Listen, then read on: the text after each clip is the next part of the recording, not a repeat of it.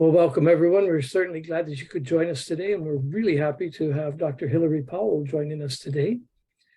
Dr. Powell is a psychologist specializing in the treatment of mental health problems, helping people to cope with their mental illness.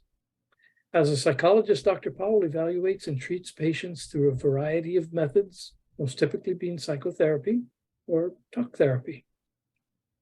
Dr. Powell recently produced a three-part series on caregiving and stress for the Caregiver Foundation's College of Caregiving program. And today she's with us to give us some highlights of that series and to help us understand stress and our management of this caregiving reality. The three-part series is free, but registration is required. We'll give that link out later on so that you can, at your own leisure, enjoy the three-part series on caregiving and stress. Dr. Powell received her PhD in clinical psychology from the University of Montana and held an assistant professorship at the University of New England. Dr. Powell is a practicing therapist with the Psychology Specialists of Maine. So Dr. Powell, we're so glad that you're with us, and we'll turn it over to you. Wonderful. Thank you so much for that introduction, Gary. It's really great to be here, everybody. And I'm not sure if you caught our conversation maybe earlier, but as I present today, I have a PowerPoint that I'm bringing us with some slides that rehash some of the content from that mini series. But I invite conversation. Please feel free to shoot Leanne or Gary a message or post in our chat. If you have any questions or want to contribute or even unmute yourself, I'm happy to talk. I think that will make this presentation a little bit more fun. But it's lovely to meet you all. And if it's okay, I'm going to go ahead and share my screen. That always takes a second.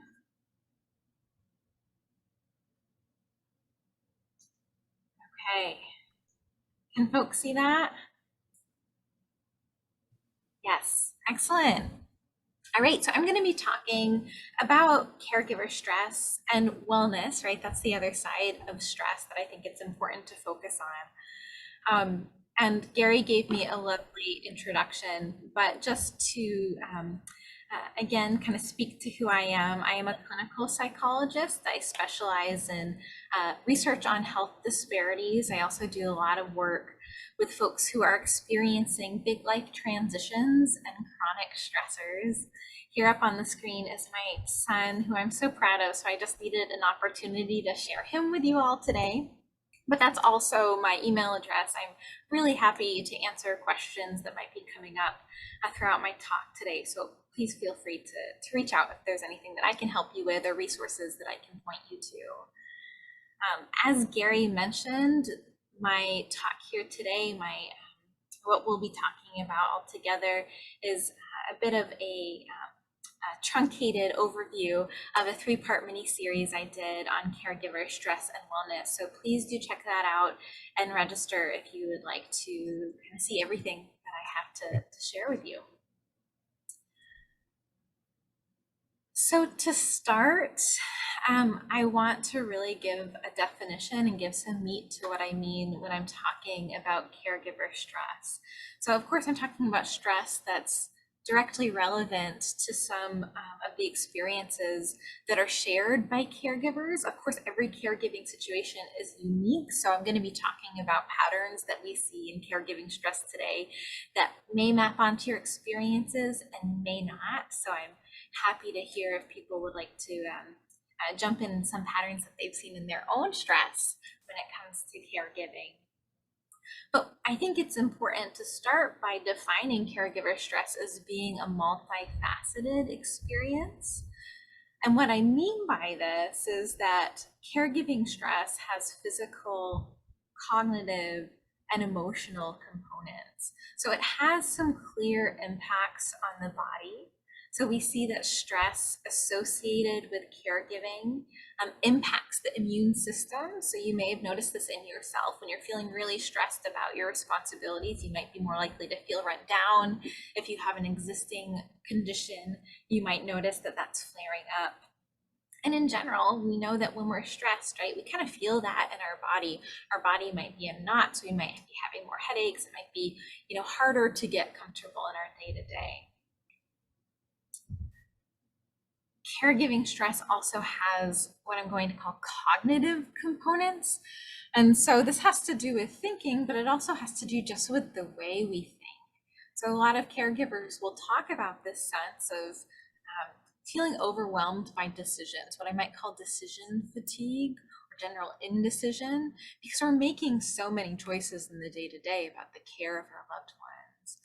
And so this can impact our ability to eventually even make kind of basic decisions for ourselves or for our loved ones in the long term.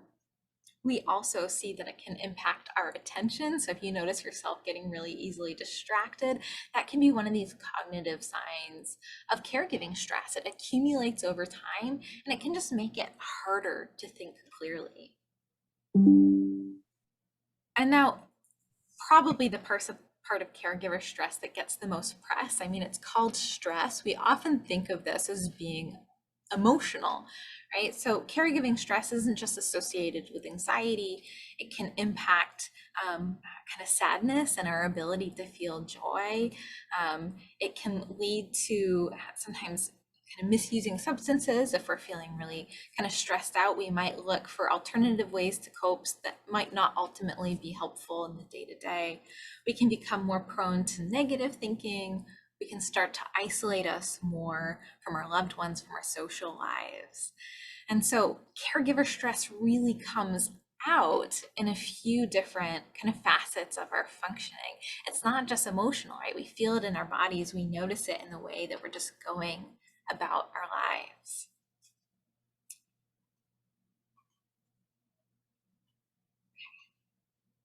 So what's important to add here is that caregiver stress is chronic stress. So the chronicity of caregiver stress kind of adds to these physical components, to these cognitive components. It has to do with the way it mounts over time. Now, this is important because if we think about the stress response in our bodies, right, it's meant to be helpful. So for example, if we're out hiking and we see a bear, I don't think we're going to see any bears here in Hawaii, but if we were, I went to graduate school in Montana, so I've certainly seen plenty of bears there. So if I see a bear, I'm going to have a stress response. This is helpful because the stress response has two facets that help get us out of the situation. There's this immediate activation, kind of the adrenaline response that gets us out. And then there's this prolonged stress that helps keep us away from the threat. And so the way the stress response developed over time was meant to be adaptive. It was meant to help us live. And we see the kind of reverberations of that in our day-to-day lives now. So there might be times where this acute stress response is helpful. So if you think about a time, let's say you have to give a presentation for work, stress is helpful to get us to prepare adequately for that presentation. If we're not stressed at all, we might not be preparing. We might be like, it's going to be fine, right? We need a little bit of stress to get us there, to get us ready. Too much stress, we don't want to be huddled over in anxiety either, but a little bit of stress is meant to be helpful. What happens with chronic stress is that over time, we don't have a chance to de-stress. So with these acute stress experiences, like seeing a bear or a work presentation, over time we might have these stress events, our stress peaks, that cortisol peaks in the body, and then it comes back down to a workable baseline. So you see the bear, you get out of that situation, you go drive off, you get home, and you feel okay. What happens with chronic stress is that the stress builds over time. So something stressful happens. Let's say a loved one gets a diagnosis or a loved one takes a fall, and that will peak our anxiety, that will spike our anxiety. We'll start to relax, feel less stressed, but then something else comes up. We get a call from mom's carers explaining that there's another appointment that we have to take mom to, or we start to worry about comorbid conditions that might be coming up in this person's life. Right? And so what happens is that we never have that opportunity to de-stress, to get back to baseline. And over time, that can really increase our stress altogether, because ultimately, rather than kind of a day-to-day stressor being something that we deal with and move on from, we're already dealing with this elevated baseline of stress. And so it can be that straw that broke the camel's back on any given day, because our stress is already so high. Add another stressor to it, and it can just feel like too much. It can really send us spiraling. So the first tip that I want to talk about, which is way easier said than done, but it's paying attention to the way that our own stress mounts, builds over time, to help prevent, where we can, this cascade effect of chronic stress. So early intervention here is important. So it can be helpful to start mapping out our own emotional worlds. It's helpful to notice the signs that our mental health is changing, that our stress baseline is changing. Because what chronic stress can look like can be a little tricky. We might know we've been stressed for a while, but it can start to feel like the norm. But what can happen is, as we kind of talked about, we might start getting sick more. We might be thinking more negatively. We might lose interest in our hobbies. We might notice that we're going out less. And in and of themselves, these might not seem terrible. They might seem like, oh, this is a little blip on the radar. But over time, as they mount, again, they can start to have this cascading effect on our overall mental health. So I like to employ here this car metaphor. So I use this a lot in my work, but thinking about our own lives, our own mental health lives as a car, I think can lend to this ability to disrupt anxiety from mounting over time. So what I like to ask folks is to think about, what is regular maintenance for your mental health? So this is like the oil change that needs to happen every, let's say, 6 months, right? What are your regular activities that help you maintain a sense of wellness? It doesn't have to be anything big. It doesn't have to be a huge vacation. That's not feasible most of the time, particularly when we're caretaking. It can be something as simple as getting a good night's sleep. I say that's simple. I have a 3-month-old. That is not simple, but maybe you get my drift. It can be something like eating varied foods, right? Making sure that you're getting a little bit of fruits and vegetables and protein. It can be going for a walk. It can be calling your loved ones. But really take stock of the things that give you a firm foundation for your mental health, and be making sure that these are happening on the regular. Again, this is your oil change. This is what's going to keep you functioning. It's going to keep you on this metaphorical road.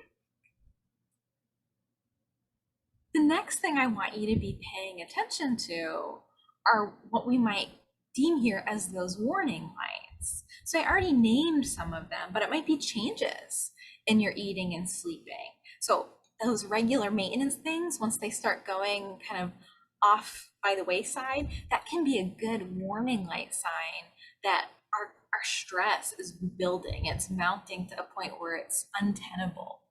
So it might also look like we're feeling just a little bit achier in our bodies. I know that when I've been experiencing a lot of stress and it's building over time, that impacts my sleep in big ways. I'm up at night ruminating, right? Moving through all those things that I'm worried about.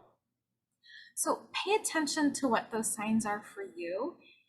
And sometimes it can be helpful to ask someone that you trust if they notice changes in your mental health. So sometimes I don't know that I'm there until I'm there. And sometimes this is where my partner might play a big role, coming in and saying, hey, I noticed that you're not talking to your folks as much. What's going on there? Why aren't you, going out for those runs? I know you like to run. And so sometimes that can kind of serve as a mirror to slow me down and think, yeah, something's changing here. That regular maintenance is going by the wayside. And then it's helpful to have a stock of what might be considered here our roadside assistance. So when we do break down, right? Car metaphor, great, but when we break down kind of emotionally, what do we need? What are the tools that are going to be helpful to get us back, to getting us back on the road, and to really just getting to us to a place where we feel okay? So roadside assistance here might look like people in our lives that we trust who we can kind of tap in for help, whether that just be having a conversation, we can kind of vent about our frustrations, whether it be maybe we just need help for a week, we need someone to mow our lawn for us, we need somebody to come over and just maybe make a meal with us or give us an excuse to order takeout, something like that. It can look like something more formal too, like respite services. Or maybe it's a sign that you need to go do something that's really rewarding for you, something that's a little bit more of a treat. But consider what works for you, what helps you reset a little bit. And I think what's really helpful here when we're looking at this car metaphor, regular maintenance, warning lights, and roadside assistance, is actually writing it out. Because I can tell you that when we're having a bit of a breakdown, when we're in a rough spot, we're not generally thinking about, oh yeah, I haven't been eating my fruits and vegetables lately. That might be that warning light that things are changing.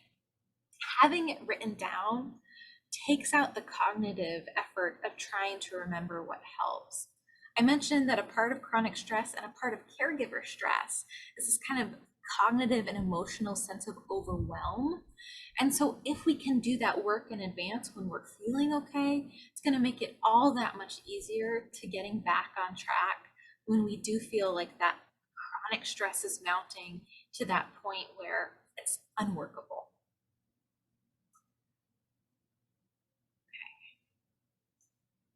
I'm realizing that I'm talking a lot. So again, if you have any questions as I go, please feel free to chime in, and I'll try to offer a few more pauses to let you do that.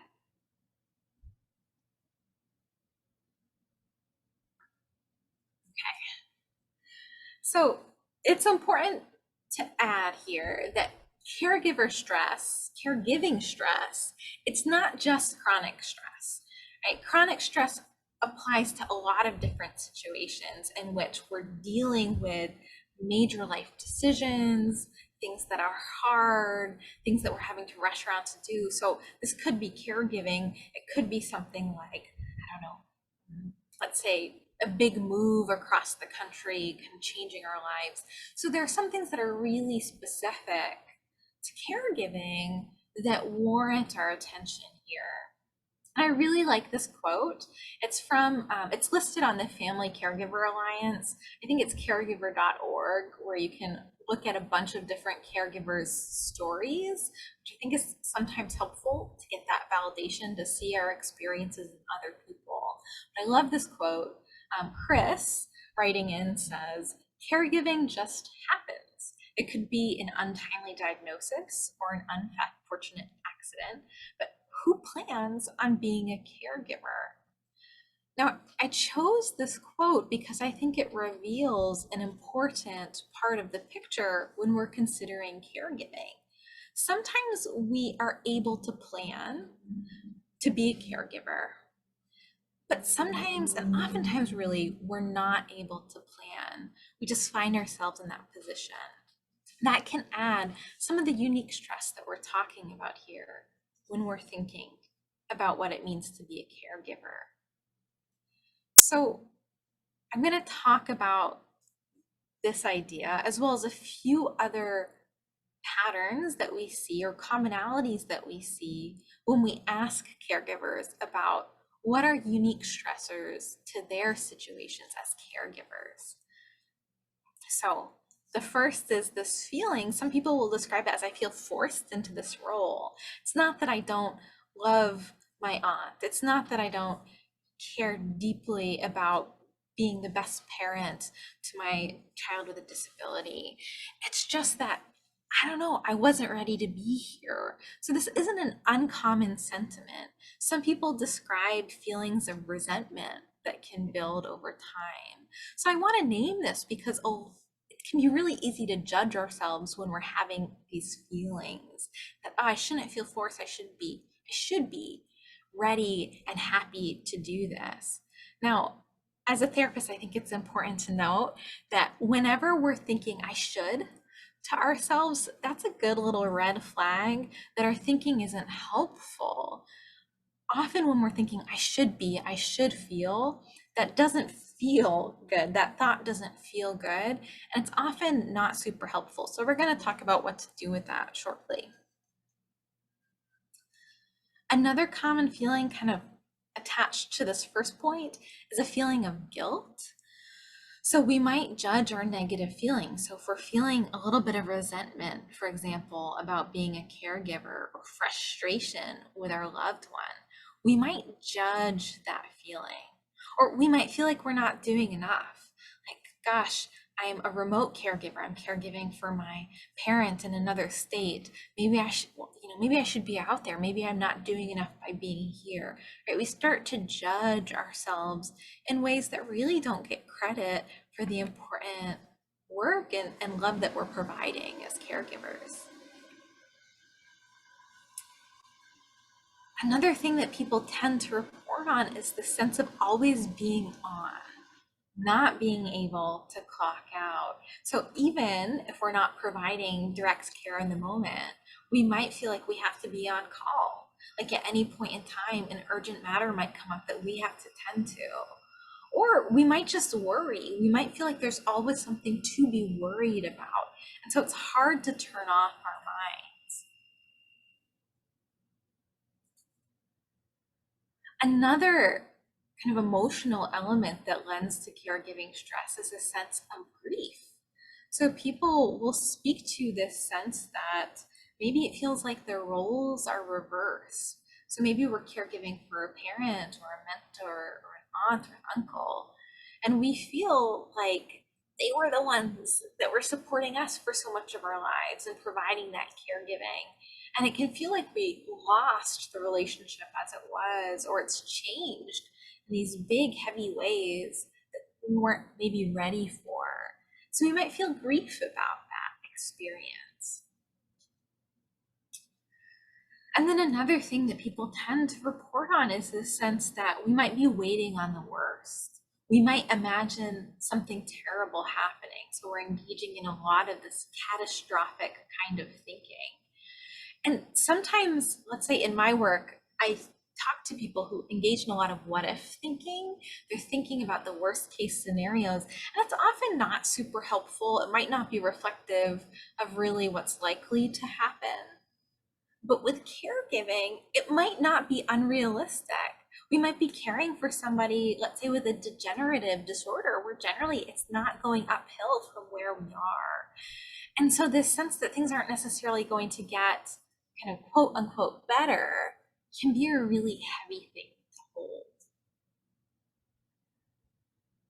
Now, altogether here, I think what this points to is that there can be a lot of conflicting emotions, a lot of busy emotions, a lot of heavy emotions that come up with caregiving. And this is where I want to take a second to name the fact that none of these feelings or experiences make you a bad person, right? But it's easy to feel like a bad person if we feel like we're not constantly being the perfect or the ideal caregiver, if there even is such a thing. So I kind of named this before. So let's say we're feeling resentment about being a caregiver. We weren't ready for it at this stage in our lives, or just frustrated or scared, right? But we feel like we should be so ready to fulfill this role for our loved one, right? We might judge ourselves. Like, maybe I'm not being a good daughter in this situation. We label ourselves as being a bad family member or a bad friend or a bad carer or a bad loved one. So what happens is we fall into this trap of judging our own feelings. Sometimes I refer to this as having feelings about our feelings.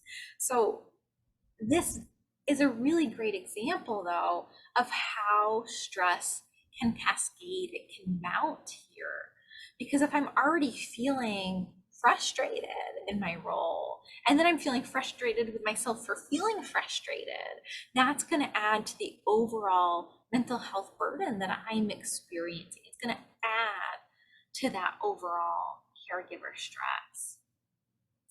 So I want to state this comes from the way I view emotions, at least. Emotions are not inherently good or bad. They might be easy or difficult.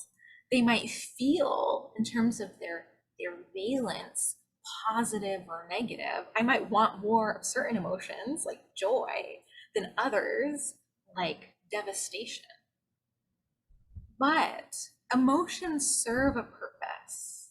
They tell us something about our experience. For example, if we're frustrated, usually we're frustrated when we feel like a goal has been thwarted in our lives. Maybe that goal is just being able to go about our day with one less worry, right? It doesn't mean that we're a good person or a bad person. It's just what we're experiencing at the time. And so I wanted to provide a little bit of an overview of a few tools that we can use for some of these unique stressors that come up as caregivers.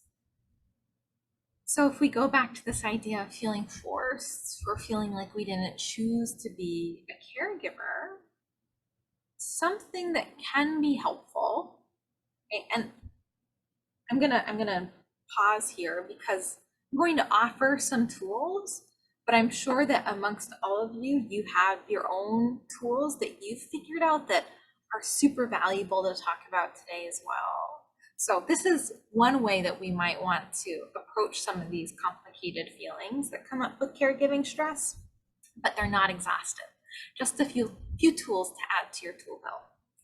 So in terms of this piece of maybe feeling forced into the role or not feeling ready or feeling like we couldn't choose it, something that can feel meaningful is to consider our values, what's important to us in life, and notice the way that caregiving, our roles as caregivers, actually feed those values, get us closer to living in alignment with those values. It doesn't mean that that wipes away the stress or how difficult it is at times, but what it does mean is that it's important work. And having that moment of reflection, how it fits into your life and into your value system, can be meaningful.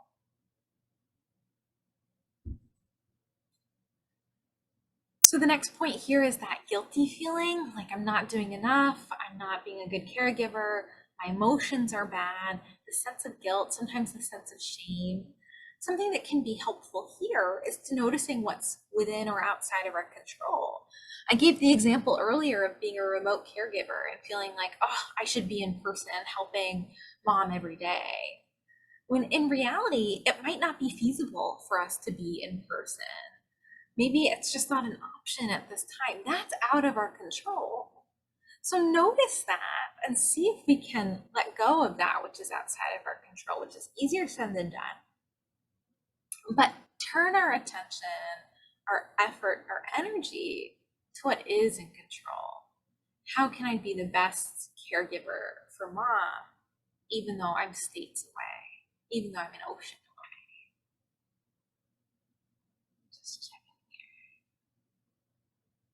here. Another thing that can come up with guilt that I mentioned, and I talk about this more in my mini series, but I like it because it's a helpful tool. Often with guilt, we have a lot of those should thoughts that I mentioned. And so something that you can try is noticing if you're thinking, I should all the time, try replacing should with, I'm going to try. So instead of, I should be a better caregiver, even just changing that language in our minds to, I'm going to try being a better caregiver. It can help us kind of start to shift a little bit the emotions that we're feeling. It can feel a little bit lighter to say, oh yeah, I'm going to try calling mom every day instead of I should call mom every day. It tends to weigh a little bit differently when we change just this little piece of language.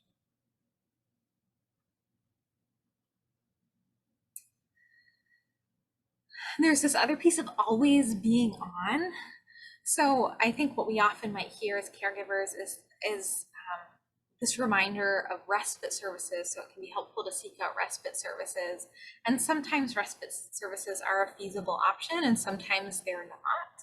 But we can find ways to seek out more informal respite. So is there somebody else who might take our loved one to one appointment?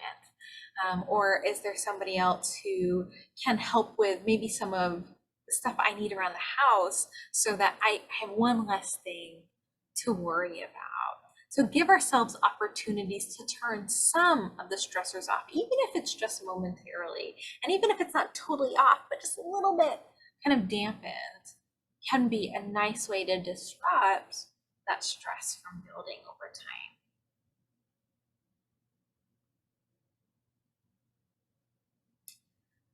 I also mentioned grief.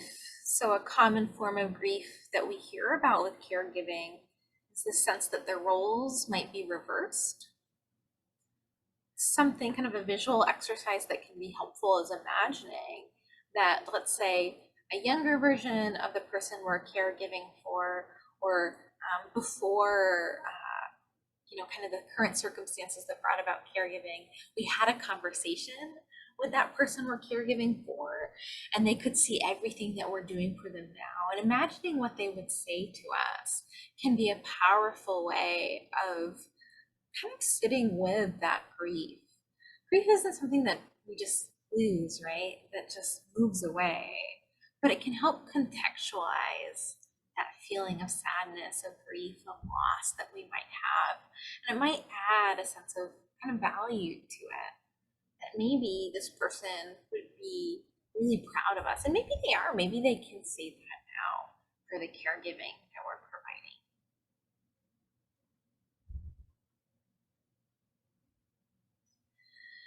Now there's this other piece, this kind of waiting on the worst. Maybe we can't anticipate that our loved one is going to get better.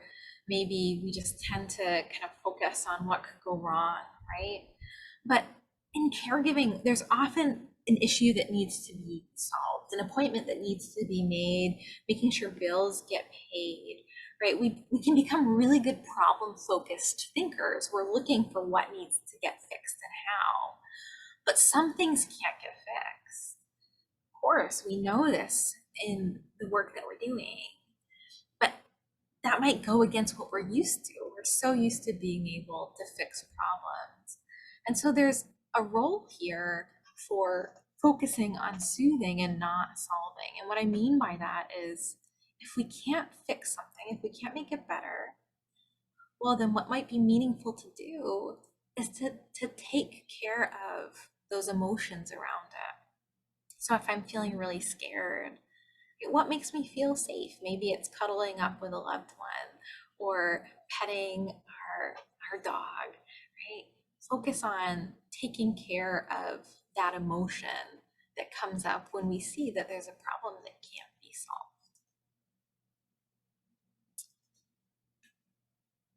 Okay, I'm talking a lot here, and I know I'm covering a lot.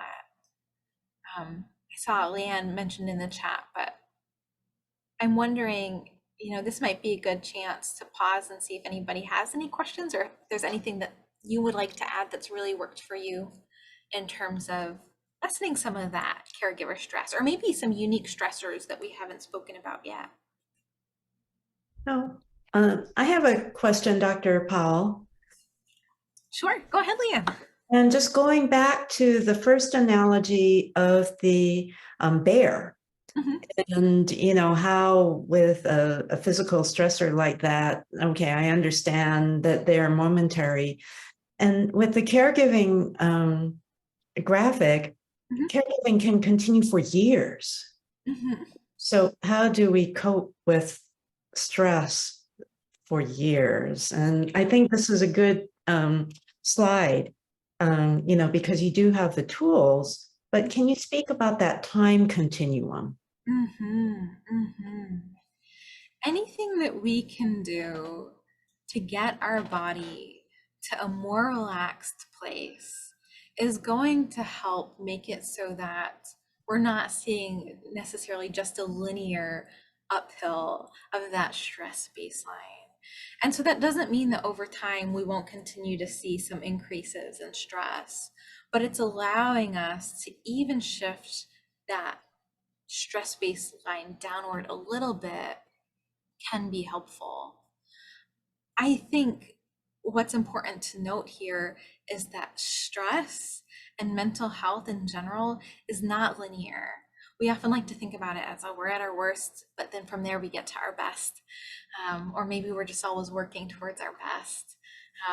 But that's not how mental health looks. We'll have hard years, we'll have hard months, we'll have hard days, and we'll have some great days and great months and great years. And so I think what can be really helpful there is paying attention with good intentionality. So paying attention with good intention to what's going well in your life. So really what I'm speaking to here is kind of mindfully appreciating the positives, looking for those things that do bring you joy or that feel meaningful in your life, and paying attention to them. Because ultimately we can't always change the circumstances of being a caregiver and how that stress plays out over time, but we can shift our mindset a little bit so that even if we can't take an actual physical vacation, we can give our minds a little bit of a new framework for the day that we're in or the week that we're in. Okay, thank you. Anyone else with a question?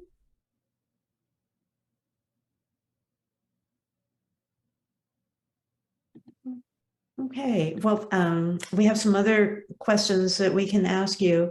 And do you have more slides to show? I have just a couple more. Okay. So, because one of the things that I think is really important to speak to that I think kind of plays into what you were asking with that question, Leanne, is that when we're talking about caregiving stress, we're talking about what happens over years, right? It's maybe hard enough to cope with one difficult thing happening in our lives, but when we experience this mounting pressure, this chronic stress, this cascade, it can feel like we don't have the capacity to take care of ourselves, the time to take care of ourselves. It might just feel like lip service whenever anyone's saying, self-care, practice self-care, because really, when are we going to do that? How are we going to do that? And so I wanted to name that as being a common experience of caregivers. And again, I wanted to use a quote to exemplify this. This is from Lisa writing into the Family Caregiver Alliance. And she stated, "Trying to do everything has worn me out to the point that I have adrenal gland dysfunction from the stress of putting everyone else first. I'm so tired from all of my parents' appointments that I hate spending time in the doctor's office." So this is, a really maybe clear manifestation of how stress and that kind of decision fatigue can mount. It gets to the point of, I really don't feel like I have time for myself. And even if I did, the last thing I want to do is be focusing on my health and health topics. I'm ready for just kind of giving my brain a break. And so I feel like I'd be remiss to act like self-care is the answer to all of our problems here, because like taking a hot soothing bath isn't always an option. Going on a vacation isn't always an option. So I have thought about this topic a lot because I hear about it from folks. I hear about it from caregivers about, I don't have time. I don't have the capacity to take care of myself. How am I supposed to feel better? I know it's important, but how am I supposed to do it? So these are 3 tips for taking care of yourself in ways that don't necessarily take up extra time in your day. So the first, I think, is really important. Don't focus on adding anything. If you can help it, don't focus on adding anything. Focus on substituting where you can. And so, for example, a good act of self-care for me is making sure that I'm eating fruits and vegetables, because if I don't, my stomach feels awful. I just don't feel good in my body. And so instead of making myself a lovely fruit salad or completely changing my diet that's going to take a lot of time and energy. I can then think about, what am I already eating in the day? Oh, I'm eating, I don't know, a PB sandwich for lunch. I could use a little bit more fiber there. I'm going to instead eat maybe a carrot with peanut butter for lunch. So substituting it. Or I noticed that I spend a lot of time, let's say, going through my parents' mail. Well, I can play a podcast that I'm interested in the background. So it doesn't take extra time, but it just gives me a little bit of something that feels good, that feels like I'm taking care of what my body needs and what my heart needs. The other piece, this kind of feeds into this first point, is beware of what one of my clients really aptly described as time vampires. And like, what time vampire? What do you mean by that? And he said, things that suck your energy and your time, and you don't even know that it happened. So for me, that looks like I might be on social media, kind of scrolling through my phone, or I might be doom scrolling, so looking at all of the news that's really stressing me out. And I don't think it adds up to a lot of time, but if you put like a time tracker on your phone, at least for me, you would see, oh, that adds up to at least maybe an hour a day. And so pay attention to the things in your life that take your attention. Often this looks like screen time, whether it be watching the news or being on Facebook. But those things that don't necessarily give you much of a kickback, that you might seek out because it gives your brain a break, but ultimately they don't make you feel much better, and they take up a good amount of your time. And consider instead what fuels you. So if you're spending a half an hour watching the news and it's not helpful watching the news, it's that kind of, ooh, what's going on in the world right now that I need to be stressed about. If it doesn't feel helpful to you, think about, okay, instead of doing that for half an hour, where can I put that time into something that feels a little bit better? And then the last piece is practice self-compassion. And there's a whole world around self-compassion that I won't get into here today. But ultimately, you can be taking a bubble bath with a glass of like rosé, if that's what's good for you, or maybe a nice cup of herbal tea, if that's what's good for you. And you can have like a charcuterie board, and you can have relaxing music playing. You can be doing kind of the ultimate things for your self-care. But if you're sitting there thinking, I hate myself and I'm a bad person, or the world's a terrible place, right? And I'm not doing enough. That self-talk completely null and voids these kind things we're doing for ourselves, these good things we're doing for ourselves. So don't just notice what you're doing, but pay attention to how you talk to yourself, how you treat yourself, how you take care of your emotions, and see if you can shift some of that. So even if you can't add in a vacation, even if you can't take that nice bubble bath every day, even if you can't get a manicure or go out to eat, notice the things that you say to yourself. And if you wouldn't say them to someone you care about, see if you can be a little bit more gentler with you, even if it's just an experiment, and notice how that impacts the way that you feel. Okay, now that gets me to the end of this today. So thank you all. I'm hoping that we still have a little bit of time. I know I took up quite a bit of it, but I'd love to hear what people are thinking about or any questions that are coming. So first, Dr. Powell, I'd like to thank you on behalf of all of our caregivers for your outstanding presentation, the slides, all of the analogies were just spot on, I think, for what many of us experience as caregivers. And this slide is good, as a prompt to our caregivers. I do have one comment in the chat and also one question, and then maybe after that we'll close the recording and we can open up for more free-flowing discussion. So the comment is, and I think it follows your previous slide about the last priorities. I think that many people forget that when you are so stressed, even just enjoying a cup of coffee for 5 minutes is considered self-care. It doesn't have to be big. So would you like to say something about even short stress breaks during the day? Absolutely. And I think that short stress breaks are a way more sustainable option than those big acts of self-care. So something that I ask my clients to do sometimes is, and I do this for myself because I forget, is to write down a list of self-care activities and things that you enjoy, and make sure that you have 3 or 4 categories here. So I have like 5-minute breaks, I have half-hour breaks, I have, couple hour breaks, and I have full day acts of self-care. So on my list, let's say for the 5-minute breaks, include things like, taking my dog outside really quickly, not even for a walk, just so she can see the sunshine, or petting my cat, or taking a deep breath, or making a cup of tea, right? These things that we can do really quickly, because often when we don't have time, we just kind of put it off. And then I have maybe at the couple hours slot going for a nice walk, taking a hike that I enjoy going to the botanical gardens. But by doing this, yeah, I can still do those things that are a little bit more time intensive that I enjoy, but that I'm less likely to do. But it will prompt me to be doing those things that don't take much time, but allow me to reset. So I love that comment, and a great tip for everyone. Make a list of things that recharge you, break it up by time, have it written out so that when you have 5 minutes, you don't have to think about it. You can just look at your list and you have something to do.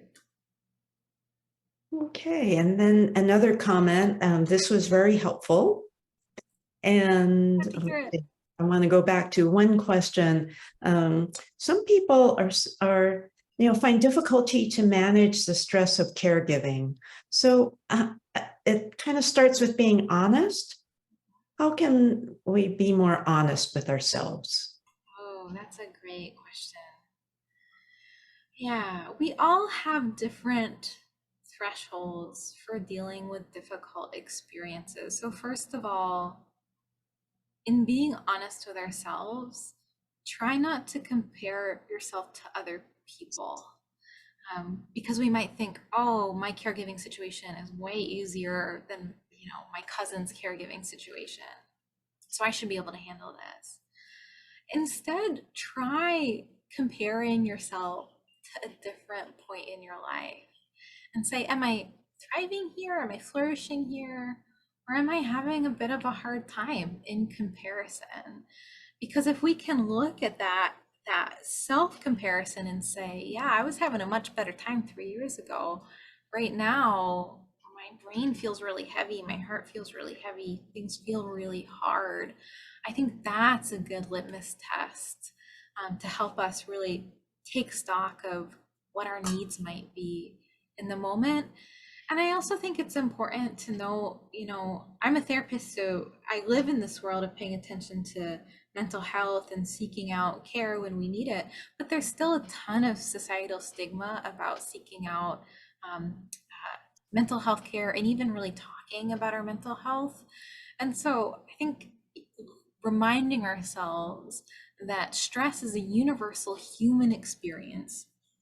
It has impacts on various aspects of our functioning. That's just the facts of life.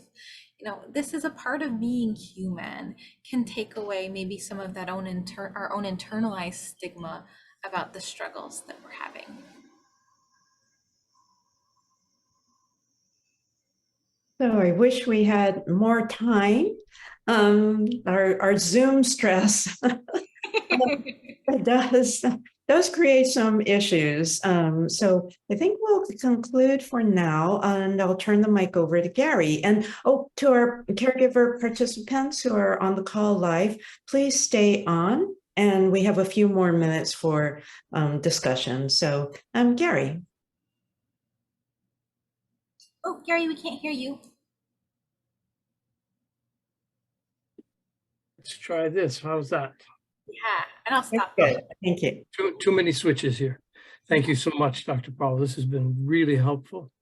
I think one of the hardest things that caregivers have to face is the fact that caregiving, especially for seniors, has an end. And most of us don't want to admit that. So we pile so much on ourselves to try and avoid thinking about that. Sometimes the stress is our own fault. And so being honest with ourselves also means being honest with the situation we have.